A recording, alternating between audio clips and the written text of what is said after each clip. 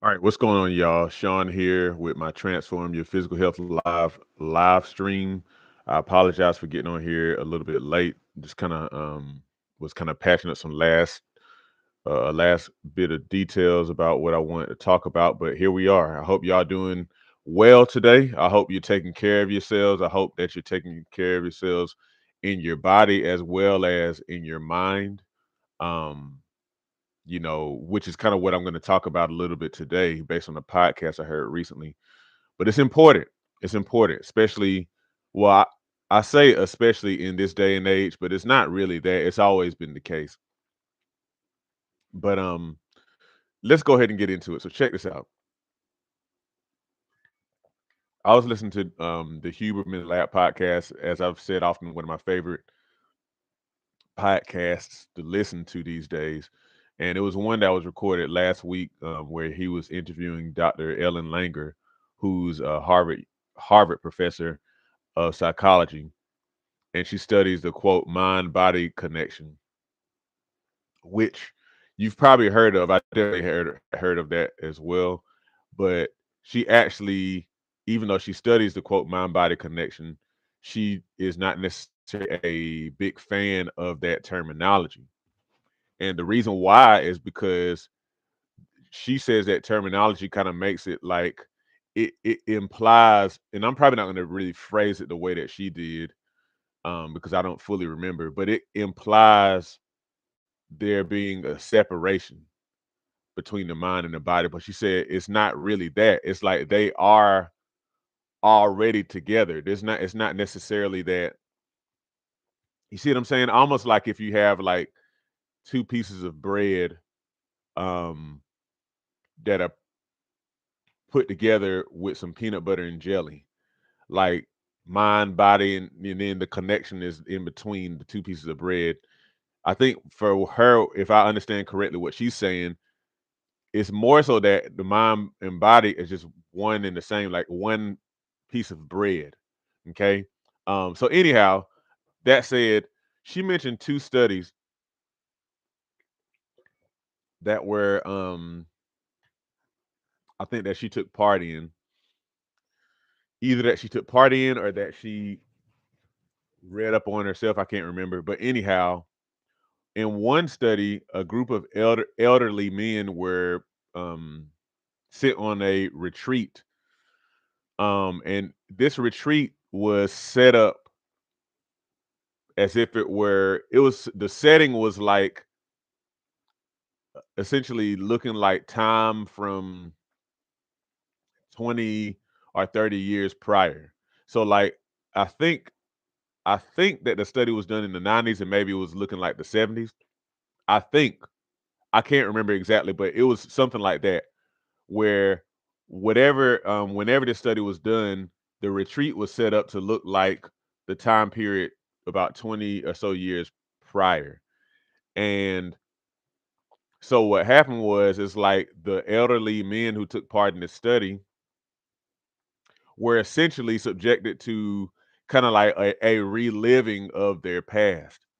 And so apparently what happened in this study is that vision for these participants improved, their memory improved, their hearing improved, their strength improved, and then apparently they actually looked younger um, as a result of after this study or whatever, which is impressive. Um, so that's one study that Dr. Langer mentioned. The other study involved a group of people being divided into two groups, and in one of those groups, so these are people who had, I don't know, normal lifestyle, so to speak. But in one of those groups, um, and these are, I don't know if these people were exercised. They either didn't exercise at all formally, like have an exercise routine or go to the gym or anything like that, or if they exercise, it was a minimum. Either way, the first one group was actually told that the mundane activities that they would engage in, like making the bed, like cleaning around the house and stuff like that, those things actually were exercise. And so they were taught this over a period of time, whereas the second group wasn't subjected to that. And eating was not changed for either group. Really no other activity stuff was changed. It's just that the first group was educated differently about the mundane activities that they took part in. And apparently, after some period of time, the first group lost weight, they lowered their blood pressure, they improved their body mass index. And they had not done anything differently except for be taught that the mundane activities that they participated in were exercise. Now, both of these studies to me illustrate the power of the mind, or I even say the importance of the mind, both really. The importance of the mind as it pertains to physical health. Now, obviously, we know that eating right, exercising, those are the main things we think about when it comes to, taking care of ourselves. We know those are very important. Um, but the mind, the more I learn about it, the mind has a very, very crucial part to play in this. It's something about our mindsets being in certain places which has a profound effect on our health. So, I'm even reminded. So, I think I've mentioned on my channel here recently, recently had a family member to deal with a medical challenge. And I was talking with another family member about that, and they were talking about how they've heard in the past that people who are more strong-willed tend to have better health outcomes. And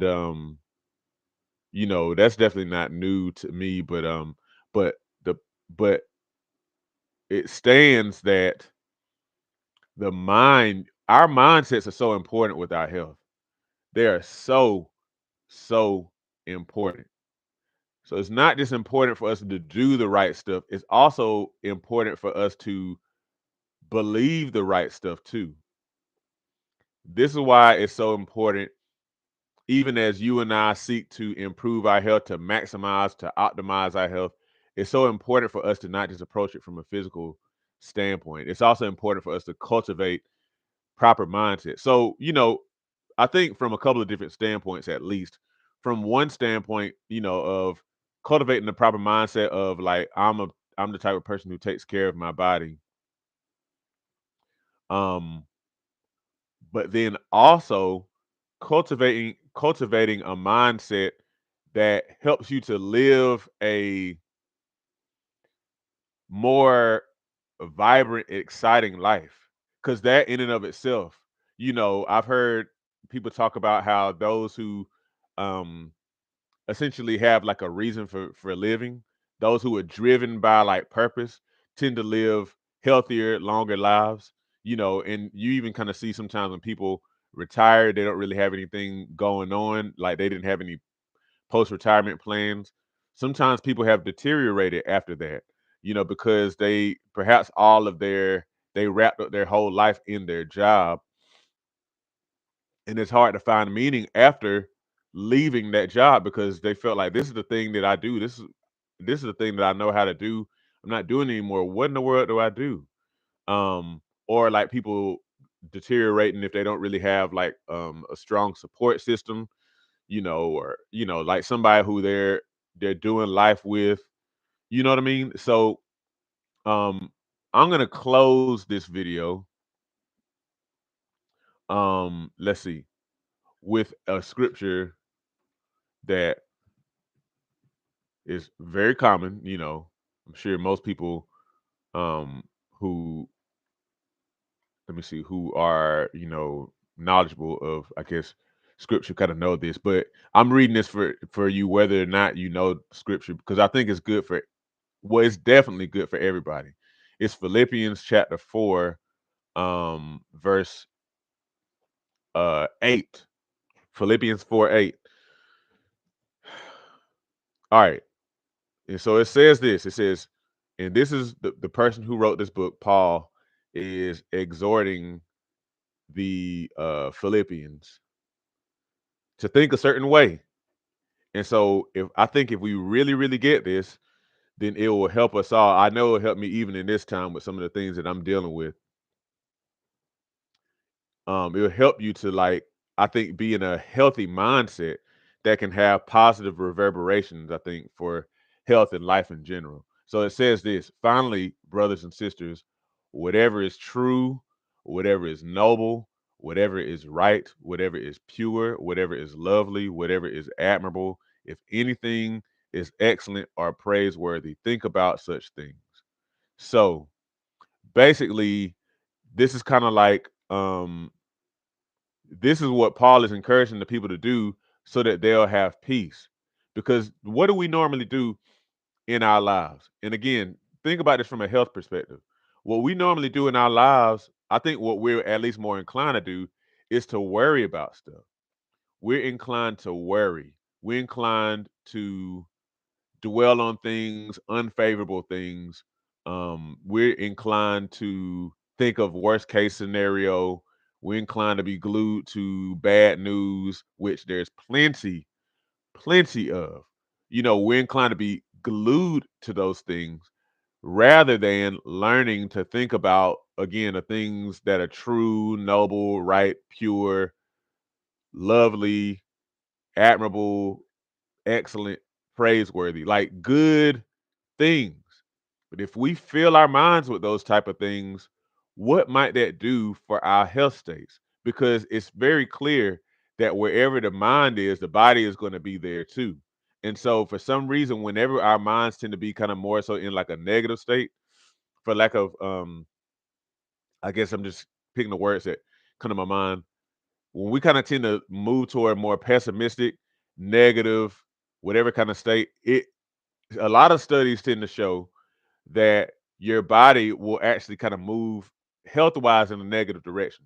But if we live with purpose, if we tend to cultivate, and this is really speaking to me, if we will intentionally cultivate healthy mindsets where we focus on good things, then we'll have peace, of course, according to the scripture, what the scripture says. But from a health standpoint, like I said in these studies, people who cultivated certain kind of mindsets, it helped them, they saw health improvement.